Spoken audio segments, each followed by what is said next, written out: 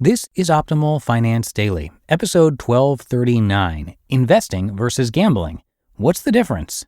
By Craig Stevens of retirebeforedad.com. And I am your host and narrator here on Optimal Finance Daily. I'm Dan, and welcome back. This is where I read to you from some of the best personal finance blogs on the planet. And today, because it's Friday, I'm going to keep this intro nice and short for you. So let's get right to the post as we optimize your life. Investing versus Gambling. What's the difference? By Craig Stevens of retirebeforedad.com. In my mid-teens, I went to Atlantic City with my family for an evening on the boardwalk. I was deeply interested in money for someone my age, so the idea of gambling was intriguing to say the least. Of course, you must be over the age of 21 to enter the casino floor in Atlantic City, but kids are allowed inside the hotels.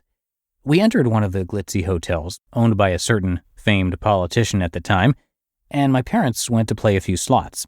Back at the beach house, I gave my mom $3 in quarters and asked her to play them in a slot machine for me. I gave her strict instructions to play 1 quarter at a time and to walk away with the proceeds after playing all 12 coins. I watched from a distance as she followed my precise instructions. She came back with about $5. I was disappointed to not hit the jackpot, but proud that my strategy returned a profit. Since I thought I knew a lot about money, I naturally believed I'd be good at gambling too. Clearly, I had a lot to learn about investing versus gambling. Math. After a decade of attending bachelor parties in Atlantic City and Las Vegas, I've learned that I'm bad at gambling. I lack the discipline to play like you're supposed to in blackjack. The one time I tried craps, I crapped out to the tune of $100 in less than 5 minutes. Slots are fun, but terrible outcomes are inevitable. Almost everybody sucks at gambling because of math. The longer you spend gambling at a card table, roulette wheel, craps table, slots, or whatever floats your boat, the more likely you will lose money. Now, before some of you get defensive, I'm talking about gambling against the house. I understand that there's an element of skill for certain card games, such as Texas Hold'em poker, when you play against other people. The biggest sucker at the table loses. There's also some card counting and stealth partnering skills that can be applied to blackjack that may give a very small minority of players a slight advantage over the house, but that doesn't apply to 99+% of gamblers. There's a certain kind of machismo you see at casinos. High rollers dress nicely and look as though they know how to win. That kind of behavior might attract an audience for the evening, but probably not a profit. Nearly all of us lose eventually. So the key is to gamble for fun, set a firm limit, know when to quit, and not develop an unhealthy addiction. But despite being bad at gambling, I still love casinos. I love the aromas piped into the lobby, the free drinks, the extravagant bars and nightclubs, the bustle, and the camaraderie at the Pai Gow table. I enjoy a visit to the horse betting room, knowing that I'll walk out with more money in my pocket than nearly everybody else without placing a bet. Casinos are the perfect vice for a night of drinking, gambling, and entertainment without the kids. That's my kind of fun every once in a while. Investing versus gambling. Investing is not gambling if it's done properly. Gambling is certainly not investing. Here's how the Merriam-Webster Dictionary defines investing. Quote, to commit money in order to earn a financial return, to make use of future benefits or advantages. End quote. The same dictionary defines gambling this way. Quote, to play a game for money or property, to bet on an uncertain outcome, take a chance. End quote. Gambling games have odds. Those odds are calculable and become more accurate the longer a player plays. Investing in the stock market is often compared to gambling, but investing is not a game.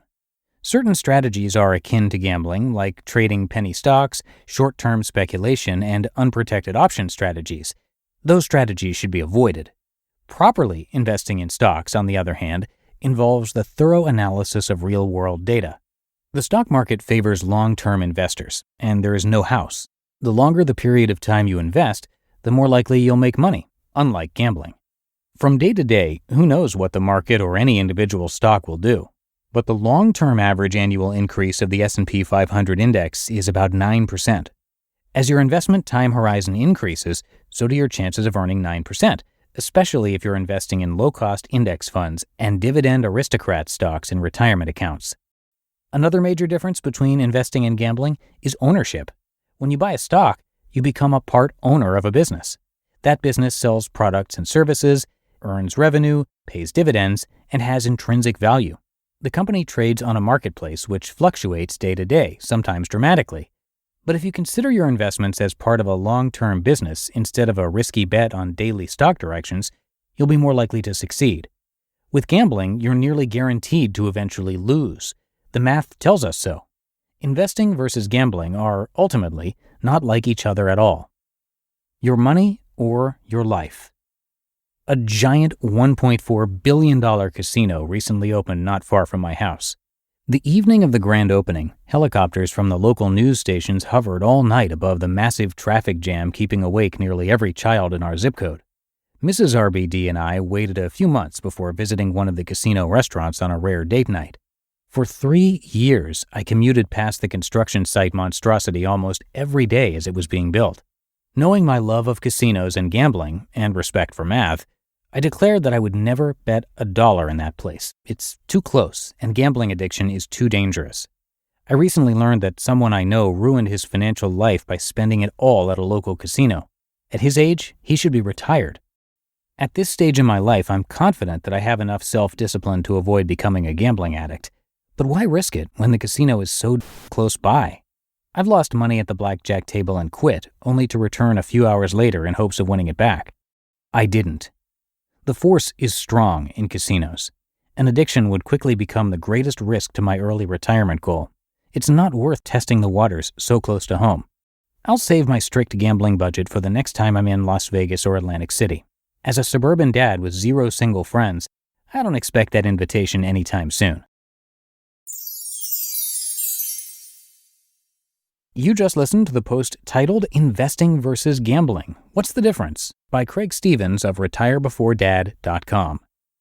And that is another episode of Optimal Finance Daily in the books. I thank you as always for your support and for listening every single day. It is all thanks to you and our authors for helping us get here. So have a great start to your weekend, and I'll be back with you tomorrow, where your optimal life awaits.